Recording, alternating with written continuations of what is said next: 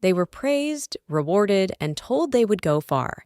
So why do so many people who were called smart kids grow up to feel lonely, disconnected, and stuck? Why did all that early praise somehow become a prison? Hello, Sunnies, and welcome back to Sunny English Bite. The only podcast that helps you improve your English by diving deep into life itself. I'm Sunny. And I'm Alex. And Sunny, that opening question, wow, it really makes you think. It does, and that's exactly what we're exploring today. We're decoding what I call the smart kid syndrome. It's that strange and painful journey from being the kid who had all the answers to the adult who feels lost. I think a lot of our Sunnies might relate to that feeling. You feel like you're supposed to have it all figured out, but you don't. Exactly. And this isn't just about intelligence. It's about why we fear failure, why we sometimes feel so socially isolated, and how the very thing that made us feel special can end up holding us back. So if you've ever felt trapped by expectations, this episode is for you. We're going to help you break the shell of perfectionism. Okay, I'm ready. Let's get into it. Where does this all begin? It begins with what feels like a superpower. Chapter 1, The Trap of Easy Mode. When you're a kid and people label you as smart, it feels amazing. You get praise, you get attention, you basically get to live life on easy mode. Right, things just click. You understand things faster than other kids. You don't have to study as hard to get good grades. It feels good to stand out like that. It does, but here's the hidden cost. What are people actually praising? It's not your hard work, it's your effortless success. You get the gold star when you solve the problem instantly, when you get an A without trying.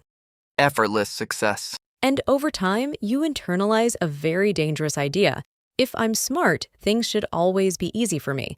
That single belief, Alex, is the seed for so much future struggle. It quietly begins to sabotage everything. Because life doesn't stay easy, that's for sure. Precisely, which brings us to Chapter 2, The Fear of Difficulty. The moment something isn't easy, when you struggle with a math problem, when you fail a test, when you just don't get something right away, it doesn't feel like a normal challenge. It feels like a personal failure, a threat to your entire identity. Right, because the thought is, if I'm supposed to be the smart one, why is this so hard for me? Maybe I'm not actually smart after all. Exactly. That question is terrifying. So instead of leaning into the difficulty, you start avoiding it. You stop raising your hand unless you're 100% sure you're right. You only play games you know you can win. You avoid trying new hobbies because you might be bad at them. And your world just gets smaller and smaller. You're stuck in this little comfort zone of things you're already good at. A shrinking comfort zone. Meanwhile, everyone else is out there trying, failing, experimenting, and developing resilience. They're learning that effort is normal, but the smart kid is just stalling, protecting this fragile identity. And this is when the isolation really begins to creep in. How does that link to loneliness specifically? Great question. That's Chapter 3, Cognitive Empathy versus True Connection. Think about how we make friends. We connect through shared experiences, especially the awkward ones. Trying out for a team and being clumsy together, working on a hard project, learning a new skill. Yeah, through shared vulnerability. But if you're avoiding any situation where you might not be the best, you opt out of those moments. You don't join the club, you don't try the sport. You start stepping out of the very flow of social life where bonds are made. But you still crave connection, so you lean on what you know, your intellect. So you try to think your way into a friendship? Essentially, yes. You start analyzing people instead of just relating to them. You observe, you calculate the right thing to say, you run simulations in your head about conversations. This is called cognitive empathy. You can understand what someone is feeling on a logical level. But you don't feel it with them. Wow, running simulations in your head, that is so spot on. And it is exhausting.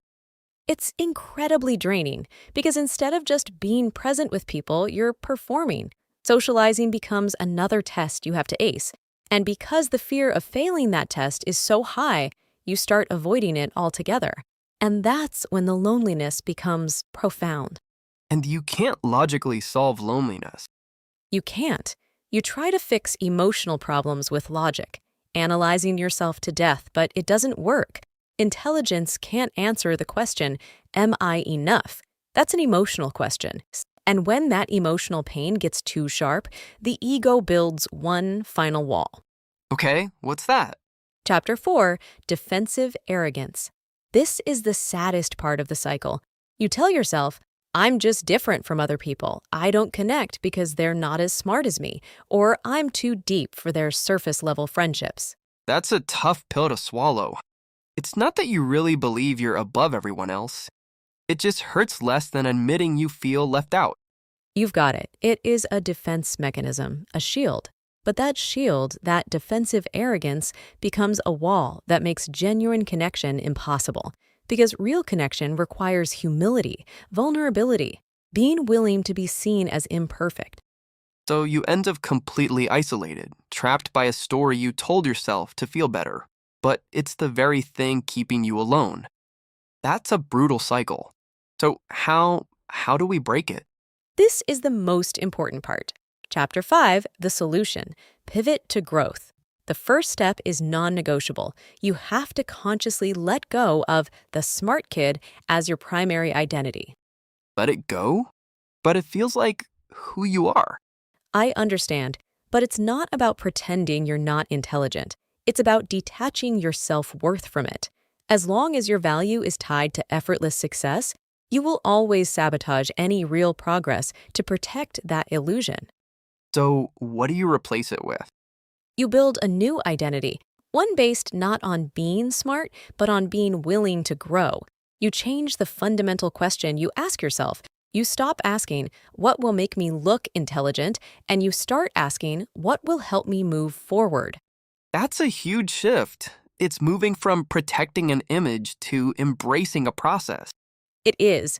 It means you have to let yourself be a beginner again. Try things and be bad at them.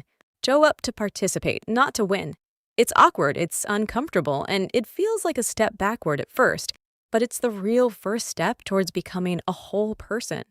That sounds terrifying, but also incredibly freeing. To not have to be the expert in the room all the time. That's the freedom. The old identity told you your value came from being special.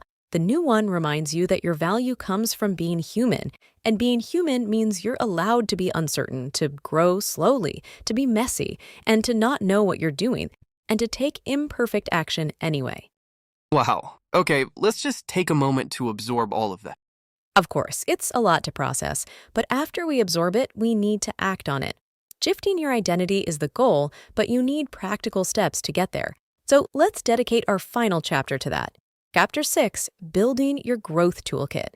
These are the daily practices that will help you dismantle the old prison of perfectionism. I love that. A toolkit. So this isn't just theory. It's about what you can actually do, starting today. What's the first tool in the kit? The first and perhaps most important tool is what I call the 5-minute failure. The goal is to intentionally practice being a beginner. Pick something you are absolutely terrible at or have never done before. It could be learning 3 chords on a guitar, trying to draw a portrait, learning a dance move from a video, or trying a new recipe. The key is you only have to do it for 5 minutes. All right, let's summarize this journey. It starts with the trap of praise for being smart, which creates a dangerous addiction to living life on easy mode. This leads to a deep fear of difficulty, causing you to shrink your world to avoid any challenge that might threaten your smart identity. And that avoidance leads to isolation. Exactly. You start analyzing people instead of connecting, and when the loneliness becomes too painful, you build a wall of defensive arrogance. But the way out is to find the courage to pivot, to trade the fragile identity of being smart for the resilient human identity of being willing to grow. It's about embracing imperfection as the path to true connection and wholeness. What a powerful arc. I know our Sunnies will get so much from that. I hope so. And now it's time for our favorite segment to help you lock in the learning. Welcome to the Sunny English Bite. This is where Sunny picks 3 key expressions we use today and explains them so you can use them confidently in your own conversations. Sunny, what's first? Our first expression is to live life on easy mode. This is a phrase borrowed from video games. Easy mode is the simplest setting where you can win with very little effort. Though when we say someone lives life on easy mode, we mean that things come very naturally and easily to them without much struggle. Okay, I can use that. For example, when he was in high school, he was so naturally talented at sports that he seemed to live life on easy mode. Perfect example. Now for our second one, an idiom you used, Alex, a tough pill to swallow. This means a difficult truth or a harsh reality that is very hard to accept. Just like a large pill is physically hard to swallow, this information is emotionally hard to accept. Right, so I could say losing the championship game was a tough pill to swallow for the team, but they learned a lot from the experience. Exactly. And finally, our third word is the verb to sabotage, specifically to self-sabotage.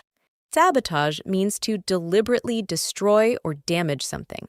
When you self-sabotage, you are unconsciously doing things that prevent you from achieving your own goals.